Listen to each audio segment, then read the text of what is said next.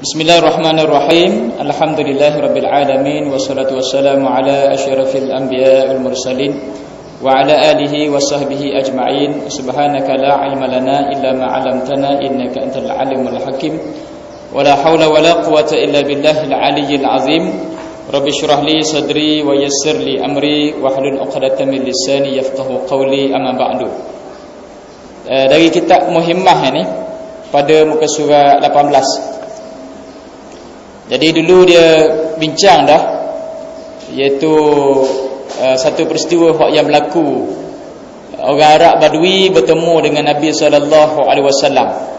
Ya, ada kisahnya agak panjang di situ. Orang Arab Badui itu nak minta tengok mukjizat daripada Nabi. Maka antara mukjizat yang ditunjuk oleh Nabi-nya ialah pokok kurma yang mari berjalan kepada Nabi. Ya, tapi kita nak sebut di sini bukan masalah pokok kurma tu, hak mari kepada Nabi sallallahu alaihi wasallam, tapi yang penting ialah Nabi sebut. Lepas daripada itu, akhir sekali Nabi kata benda, tiada harus sujud bagi yang lain daripada Allah Taala.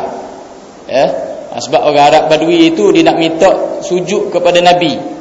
Maka Nabi kata benda, tak boleh sujud. Kalau nak sujud, sujud kepada Allah Ta'ala aja. Dan jikalau harus bagi seorang bahawa sujud bagi lain daripada Allah Ta'ala, nescaya aku suruh akan sekalian perempuan bahawa sujud bagi suaminya. Mereka itu kerana membesarkan bagi hak suami mereka itu. Itu yang kita bincang minggu lepas. Nah, jadi bagi orang puan yang dia ada suami, maka hak suami dia tu dia kena berilah. Hak suami dia tu kena beri. Tapi kena beri tu bukanlah siapa kena taat 100%. Sama ada benda tu betul ke salah ke, tak. Cuma dalam hadis ni Nabi nak bagi tahu kepada kita, tanggungjawab seorang isteri kepada suami itu besar. Ya, maknanya hak suami untuk ditaati itu besar. Baik. Jadi kalau orang yang tak ada suami tadi itu, tak apalah, senanglah. Dia satu bahagian. Tak, senang satu bahagian tu maknanya dia tak ada perkara hak yang berkait dengan suami, hak dia kena tunaikan. Tapi hak Allah Ta'ala dia kena tunaikan juga. Ya, kita kata hak manusia dan hak Allah Ta'ala. Antara hak manusia ni iaitu hak suami. Hak tu isteri kena berilah. Lepas tu hak Allah Ta'ala ni dia kena beri belaka. Orang ada suami pun kena taat kepada Allah, orang tak ada suami pun kena taat kepada Allah juga. Jadi hak Allah Ta'ala itu nanti kita akan tengok dalam kitab kejap lagi, bahagian yang kedua yang akan kita baca nanti. Jadi sini disebut pada muka surat 18 tu, maka mendahulukan Rasulullah sallallahu alaihi wasallam akan hak segala suami atas segala perempuan, atas tiap-tiap hak. Jadi hak tu banyak, ya. Hak ibu bapa, hak anak, hak guru, hak jiran tetangga, ya, hak Allah Ta'ala, banyak. Jadi hak itu dia kata kalau bagi orang perempuan, Allah Ta'ala dahulukan hak suami atas segala perempuan. Bila dia kata atas segala perempuan, maksudnya jadi tanggungjawab kepada orang puan tu dia kena tunaikan. Hingga mendahulukan ia Nabi atas hak dua ibu bapa. Jadi kalau isteri dia kena dahulukan hak suami lebih daripada mak ayah dia. Tapi kalau bagi orang lelaki, dia kena dahulukan mak dia daripada isteri dia. Itu beza. Kalau orang lelaki, kalau ada mak ayah, dia kena dahulukan hak mak dia. Kalau isteri, antara suami dengan ibu bapa, dia kena dahulukan hak suami dia. Ya. Jadi kita kata dahulukan tu bukan dengan makna boleh buat ikut dang aja. Jadi kalau dahulukan hak suami, maknanya hak mak ayah ni pakai tinggal. Tak, bukan gitu. Maksudnya kalau bertembung antara dua tu, ya, antara kepentingan hak mak ayah dengan kepentingan suami, Islam kata bagi seorang isteri dia kena dahulukan hak suami dia. Itu bagi orang perempuan, ya. Seperti barang yang datang ia, barang tu di sini maksud dia hadis, ya, ataupun kisah, itu maksud barang yang datang ia daripada terghib pada mereka itu. Dalam kitab ini dia sebut terghaib. Tak, terghaib. Hak Jawi dia kata benda terghib. Betul. Targhin ya ba. Ya. Jadi dalam hak Romi ni dia je daripada terghaib. Ghaib mana pula? Tak, bukan ghaib tu maknanya hilang tak. Targhib tu maksudnya menggemarkan. Daripada targhib maksudnya menggemarkan ataupun menggalakkan.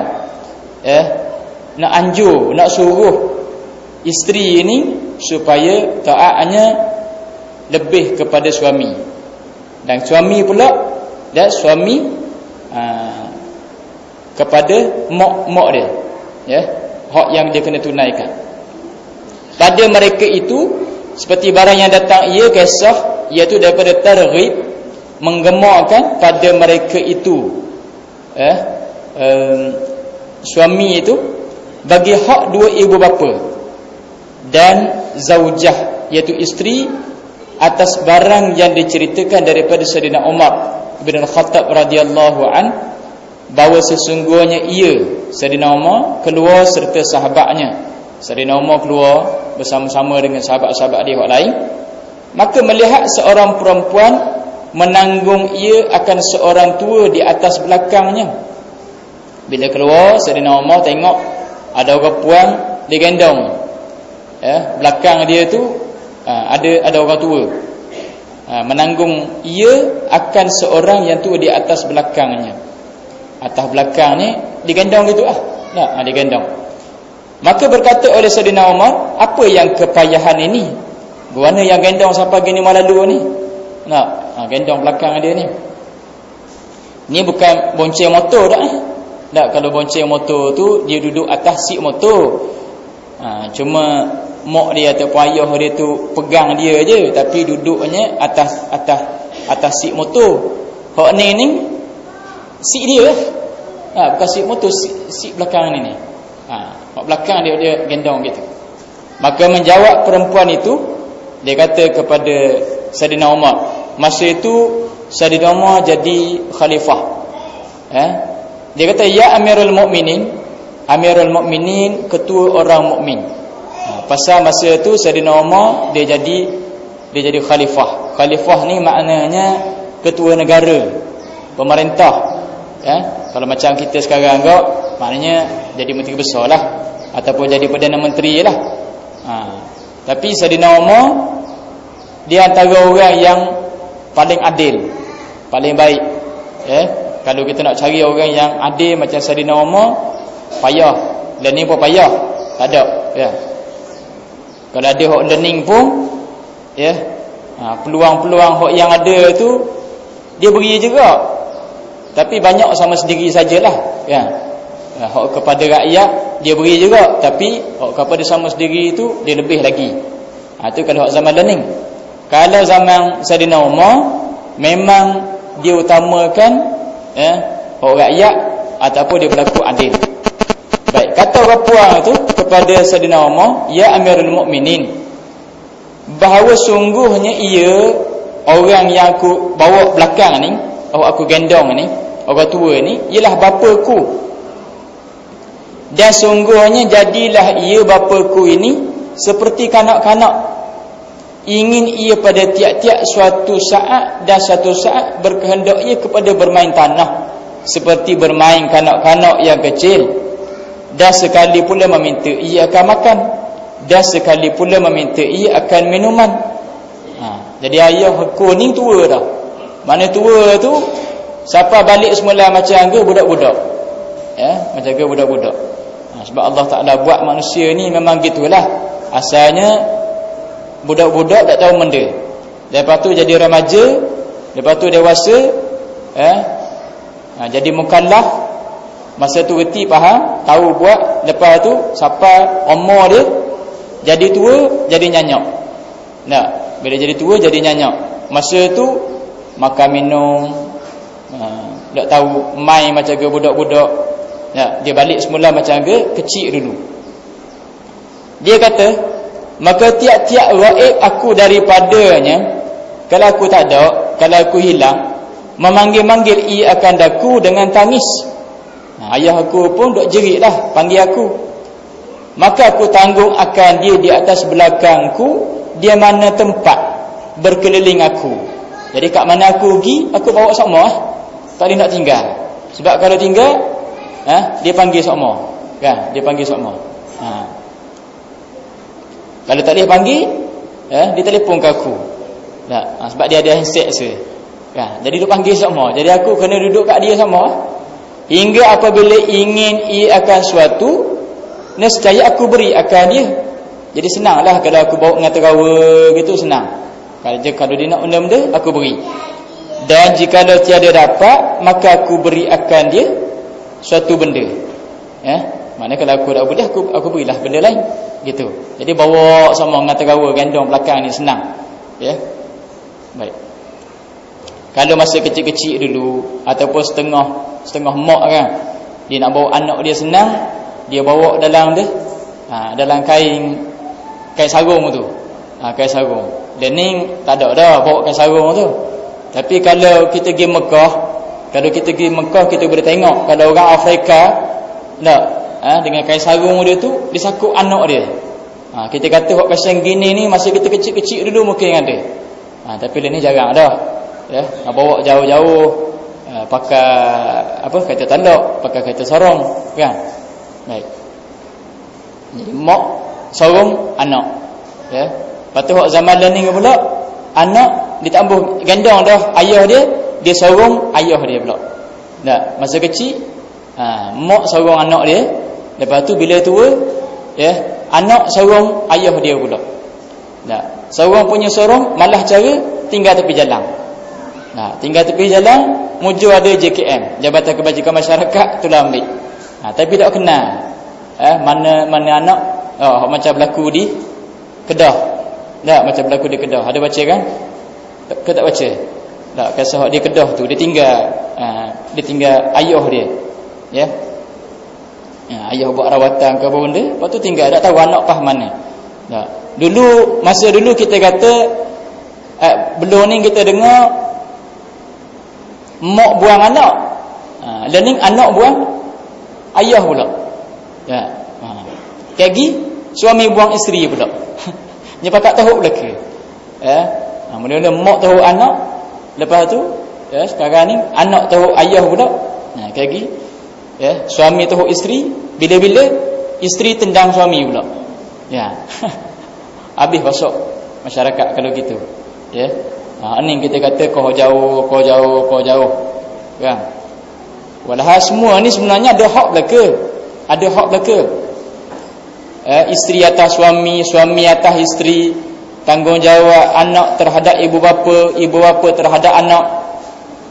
Kalau kita tengok dalam masyarakat, antaranya anak dia sambang ayah dia pasal tak beri nafkah.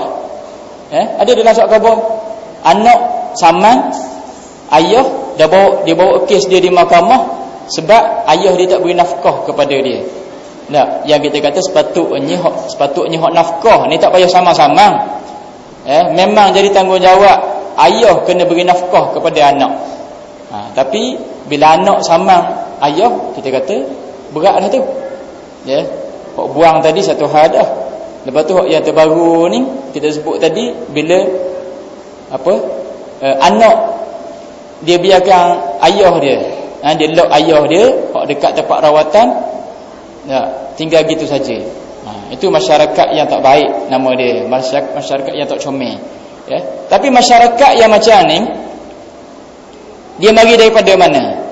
Dia mari daripada sistem negeri, negara tu sendiri sebenarnya. Kalau negeri ataupun negara tu, hak yang pimpinnya dia jaga sungguh institusi keluarga, dia jaga sungguh maknanya institusi mak ayah, anak dan sebagainya, Ya, macam yang pernah berlaku di zaman Nabi, zaman Abu Bakar, Umar, Osman, Ali. Molek comel. Tapi bila yang pemerintah tu sendiri dia tak jaga sungguh institusi keluarga ni, tak cakna sangat tentang mak, tentang ayah, tentang anak, tentang pendidikan, jawab dia situ yang jadi kurang. Sebab tu kita kata kita kalau boleh nak, ya, biarlah hok jaga kita ni, hok jaga kita dari segi pemerintah dan sebagainya ni, biar orang hok yang paling baik, orang hok comel, hok cakna terhadap institusi keluarga, masyarakat. Barulah molek. Keluarga molek, masyarakat molek, negeri molek, negara molek. Dia tak boleh dengan cara yang lain, mereka kena balik kepada Islam juga. Kena balik kepada Islam. Baik. Jadi kata orang puan ni, yang duduk di belakang saya ni ayah saya lah. Ya, ayah saya. Jadi senang, kalau saya nak beri apa-apa dia minta, saya beri. Demikian lagi, maka ajaiblah oleh Sayyidina Umar. Ajaib tu maknanya Sayyidina Umar tengok pelik ataupun kagum. Siapa gening no? Siapa gening? Anak dia sanggup gendong ayah dia. Kerana nak tunaikan hak tadi. Dan berkata ia, Sayyidina Umar kata, adakah kamu tahu bahawa sungguhnya perempuan ini mendatangkan ia akan hak bapa? Jadi kebetulan Sayyidina Umar masa tu ada dengan sahabat-sahabat orang lain. Sahabat-sahabat orang lain. Sayyidina Umar pun tanya sahabat-sahabat dia orang lain. Ni mu tengok orang puan ni. Dia sanggup gendong, gi mari. Adakah dia dah tunaikan sungguh hak ayah dia? Cukup ke tak lagi? Padang ke tak lagi? Balas ke tak lagi jasa ayah dia tu? Bila dia buat gitu. Maka sembah mereka itu, kata sahabat-sahabat Sayyidina Umar hak yang lain, bala ya Amirul Mukminin, ya Amirul Mukminin. Maknanya sahabat-sahabat Nabi kata memang orang ni orang puan ni dia dah tunaikan sungguh dah hak dia sebagai anak. Bahasa kita kot, dia balas dah jasa ayah dia. Bila dia gendong gi mari itu maknanya dia balas dah jasa ayah dia. Apa jawab Sayyidina Umar? Maka kata Sayyidina Umar radhiyallahu an, dan aku pohon, aku berkata seperti yang demikian itu juga, bahawa sungguhnya ia mendatangkan akan haknya dan serta ziyadah pula. Sayyidina Umar kata aku pun rasa gitulah. Maknanya orang ni, orang puan ni, bila dia gendong gi mari ayah dia ni, maknanya dia dah tunaikan hak dia, mendatangkan akan haknya dan serta ziyadah pula. Apa makna ziyadah? Ziyadah tu lebih. Ziyadah tu maknanya lebih. Jadi bukan setakat dia tunaikan hak dia sebagai anak, tapi hak dia buat ni kira lebih lah. Kira lebih. Itu kata Sayyidina Umar dan juga sahabat-sahabat orang lain. Baik. Maka kata perempuan itu, perempuan yang gendong ayah dia ni tadi, apa dia kata? Tersalah engkau ya Amirul Mukminin. Jawapan tu tak betul lagi, tak tepat. Pasal apa tak tepat? Kerana belum lagi aku bayarkan akan haknya. Kalau nak kira hak buat ni, gendong ni tak padang lagi, tak cukup lagi. Pasal apa tak cukup? Bahawa sungguhnya adalah bapaku itu memeliharakan ia akan daku. Start daripada kecil jaga. Kita kata start daripada besar tapak tangan sampailah boleh kerja sendiri, duk jaga. Jadi kalau setakat gendong saja, berapa hari je? Kalau setakat gendong berapa hari je? Sedangkan ayah tu dia kata duk jaga ni daripada kecil. Dan berdirilah ia dengan segala asbabku. Berdirilah ia dengan segala asbabku. Maksudnya kalau aku nak apa benda, dia buat belaka. Berdirilah ia tu maksudnya aku nak apa benda, dia buat. Dia pergi mari cari nafkah pun kerana nak beri makan kepada aku juga. Dia cari tempat tinggal selesa pun supaya nak beri kepada aku juga. Dia jaga malang ke gitu gini, kerana aku juga, itu maksud dia. Dan berkhidmat ia akan daku, macam-macam. Ayah aku ni buat kepada aku, khidmat kepada aku, serta mencita ia akan hidupku, mencita-cita ia akan hidupku.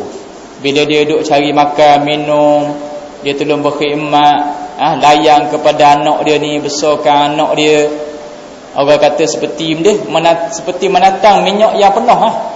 Bahasa Melayu kita, orang sebut seperti menatang minyak yang penuh. Tak? Tapi akhirnya anak tu dia balas ke ayah dia macam ke menatang. Tu salah, tak kena. Ayah buat, mak ayah buat kepada anak tu comel je, seperti menatang minyak yang penuh. Peribahasa Melayu betul dah. Lepas tu boleh ke anak jaga mak ayah dia seperti menatang. Maknanya dia buat ke ayah dia tu tak cukup minyak. Tak cukup minyak. Orang menatang seperti menatang minyak yang penuh. Jadi minyak yang penuh tak ada. Seperti menatang aja. Kalau ada orang kata mak ayah dia boleh jaga anak-anak, dia boleh besarkan anak-anak 7 orang, 8 orang, 10 orang. Orang dulu lagi ramai, 13 orang, 14 orang. Kerjanya noreh noreh, buat padi, buat benda, buat kebun, sayur sikit sebanyak. Boleh jaga, boleh besarkan, boleh jaga 7 orang, 10 orang, 15 orang. Tapi bila mak ayah tua, anak orang ramai tadi nak jaga mak ayah 2 orang ni tak boleh. Tak? Anak ramai, mak ayah 2 orang je, bukannya mak ayah ramai macam ke 8 orang, 10 orang tak. Tapi payah juga. Sedangkan tokai-tokai besar belaka, hok ni tokai syarikat ni, hok ni kerja sini, hok ni kerja sini, hok ni gaji besar sini, itu kita kata, maknanya kalau kita mikir kau tak patut berlaku lah. Tak patut berlaku. Dia benda ni di antaranya bila Allah Ta'ala tarik, bila Allah Ta'ala tarik rahmat, bila Allah Ta'ala tarik berkat dalam masyarakat tu, dia jadi gini kan? Kalau tidak, kita kata masyarakat jadi baik. Anak sayang kepada ayah, mak ayah sayang ke anak, suami sayang ke bini, bini sayang ke suami, keluarga sama-sama sayang. Tapi kalau Allah tak ada cabut benda itu, itu berat. Akhirnya berlakulah macam kita sebut tadi, mak buang anak, anak buang ayah pula. Lepas tu suami diri isteri, isteri karate suami. Habis. Masyarakat ditapukan gitu. Bila Allah Ta'ala tarik rahmat dan juga berkat. Sebab tu acak kali kita sebut kena balik kepada hukum Islam, kena balik kepada sistem Islam, undang-undang Islam, peraturan Islam, barulah betul. Baik, dia kata benda dan mencita serta mencita-cita ia akan hidupku. Jadi ayah aku ni memang dia duk jaga aku sungguh biar aku ni boleh hidup molek, dan enggan ia daripada matiku, duk jaga aku ni sakit demam, tak boleh mati. Dan khidmat akan dia, dan aku berdiri memeliharakan atasnya, dan tetapi aku mencita-cita aku akan matinya. Tu kata dia. Beza. Beza. Jadi ayah ni duk jaga ke anak, bersungguhnya nak supaya anak tu hidup. Tapi aku ni duk jaga ke ayah, duk gendong pergi mari dalam hati, kata benda bila nak mati orang tua ni, lambat lagi mati. Sakit belakang, duk gendong pergi mari. Lain. Jadi mak ayah dia nak kita ni hidup, kita ni nak supaya dia mati. Terbalik kan? Ni hak jenis gandang. Kalau hak jaga mak ayah sakit gitu ke? Comel dah, saling berak tolong basuh, tolong buat nasi, masak nasi beri.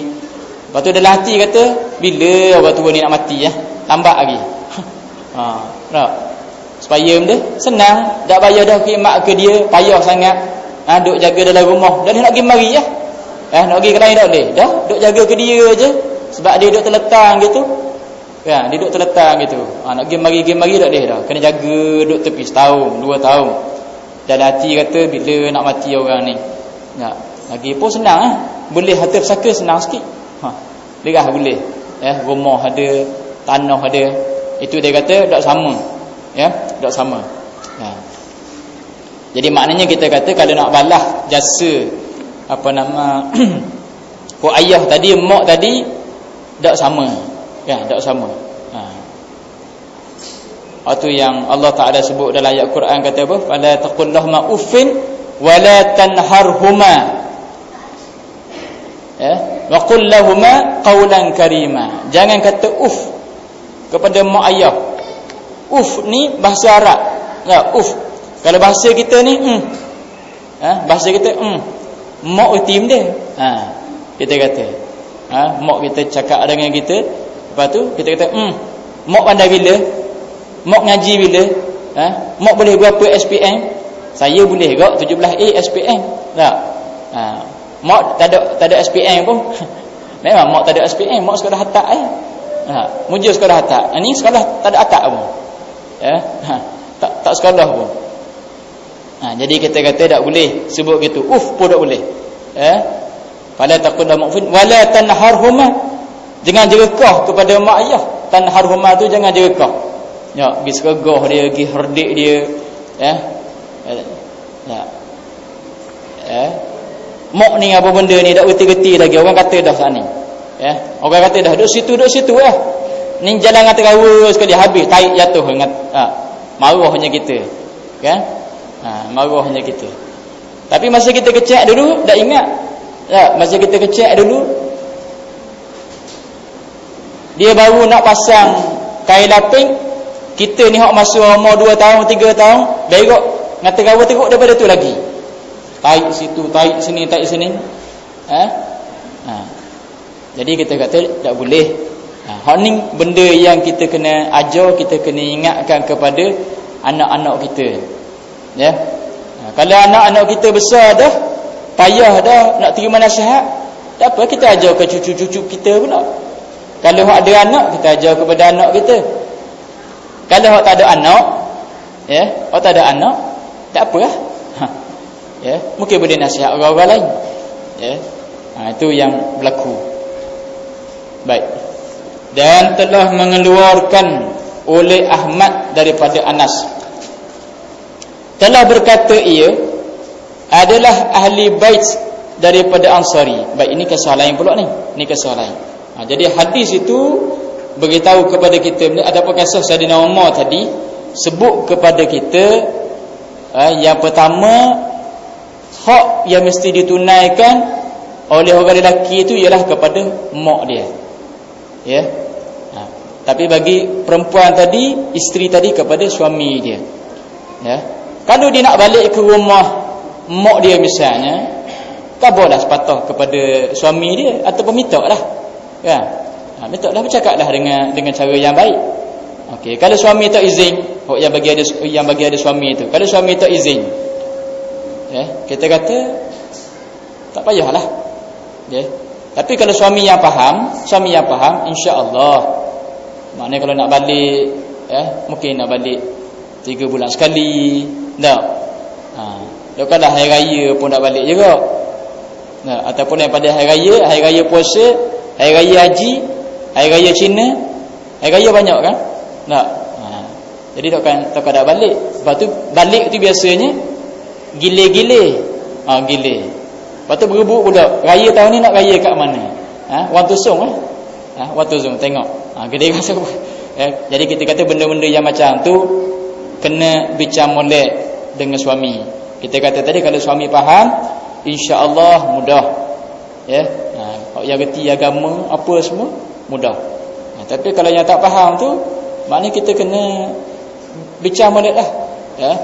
Bincang molek, pandai-pandai cari penyelesaian.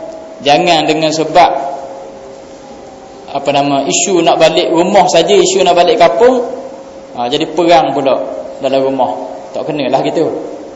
Tak kena. Tu benda yang orang panggil boleh bawa berbincang. Ini hak yang pertama ataupun bahagian yang pertama daripada apa yang kita bincang dalam kitab ni. Okey. Kita berhenti di situ pada muka surat 20.